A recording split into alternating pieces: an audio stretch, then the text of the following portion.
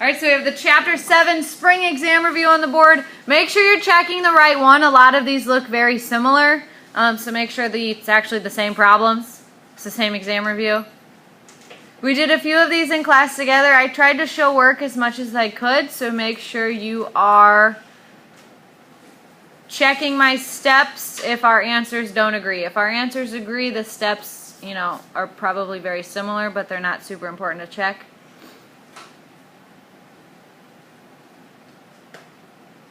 As you go through this, though, raise your hand if you come across any questions that we're not agreeing upon. So 9 through 12, you're just finding the GCF. Your factor sheets would be very helpful with that. You're trying to find the largest number that is in both lists of factors. And then you have to take into account the variables as well, so variables that are in both numbers.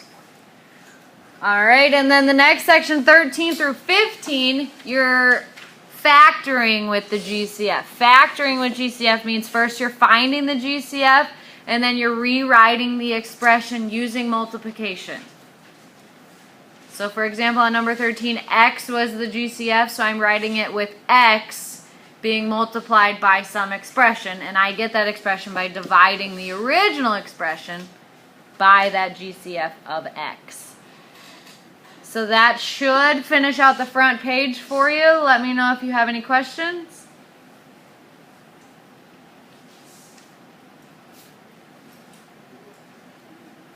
So check these two GCF, and then we're starting to get into MA towards the bottom.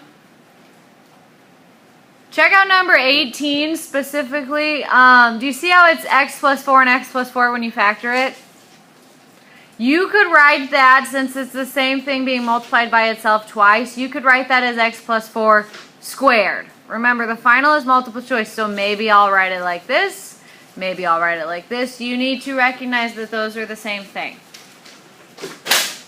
Any questions on the MAs so far? Alright, here's the next round for you. So 22 is a little hard to read on the last one, so now it's up at the top. You can see all the way down to 29, and then I'll scroll for the last one in just a second. So here's the end of the MAs and the beginning of the dots.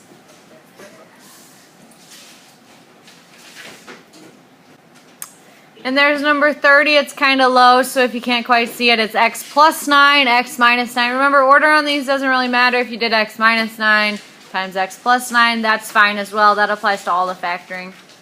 Any lingering questions on factoring?